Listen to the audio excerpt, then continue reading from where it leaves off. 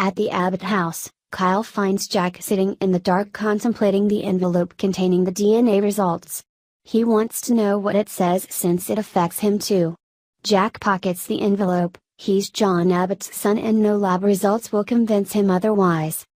In Crimson Lights, Sharon lets Nick know they'll be alone tonight. She may run a hot bubble bath. Nick muses, for two? A plan is set. Phyllis and Victoria appear. Nick's still puzzled by them being friends. Sharon Phyllis diverts the insists they're just chummy and respect a few things about one another. Nick leaves. Victoria informs Sharon that Phyllis made her see confessing was a bad move. Sharon's glad they're on the same page. Vicky goes, and Phyllis asks if Sharon diverted Nick's attention from JT. Sharon says, actually, I did. Phyllis wants to know how. Sharon tells her he's helping Faith with an anti-bullying campaign. Phyllis urges her to keep it up. Sharon replies, believe me, I will. At Newman Enterprises, Abby storms into Victor's office, and asks, how could you? She accuses him of turning her grandmother's big night into a fiasco in his frankly boring feud with Jack. Victor denies it, but Abby knows about his connection to Kyle and how far he would go to hurt Jack. Abby accuses Victor makes her leave. Later, Victoria arrives. He's sorry about what happened with JT, and feels he failed her. She reminds him she's a grown woman. Talk turns to his recovery and return to work. Victor gives Nikki credit for helping. Vicky wishes he'd let her run things. Kyle arrives as Victoria's leaving, and announces Victor's mentoring him. Once alone, Kyle confronts Victor about how the footage got in the movie. Victor turns the accusation back on him, the blame squarely on Kyle's shoulders. Elsewhere, Victoria runs into Abby and tells her she's getting rid of the contents of JT's office to move on with her life. In his office, Jack talks to John out loud. Billy arrives, and asks about the DNA results. Jack feels badgered and wants him to leave. Billy repeatedly reassures him and asks to help, but Jack urges him to go. After, Billy kisses Phyllis by the elevator, then warns Jack has his wall up.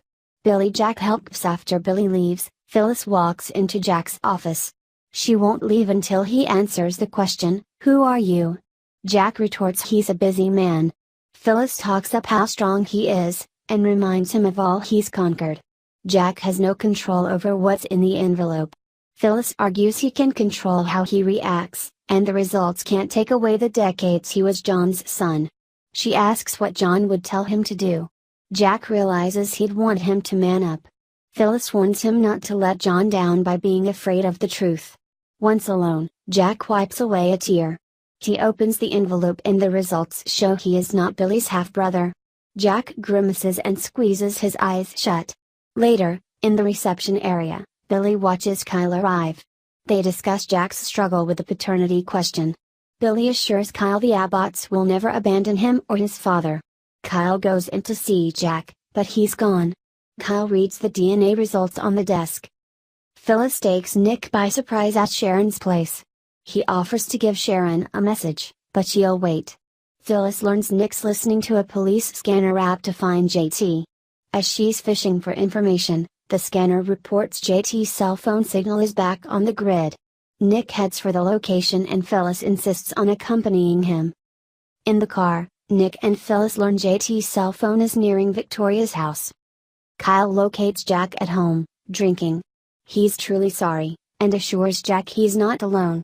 Kyle wants to figure out who they are now, together.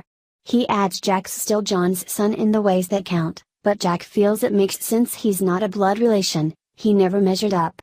Jack beats himself up, and rants that he can't run Jabbo anymore. Kyle wants him to stop making this about him, they're in this together.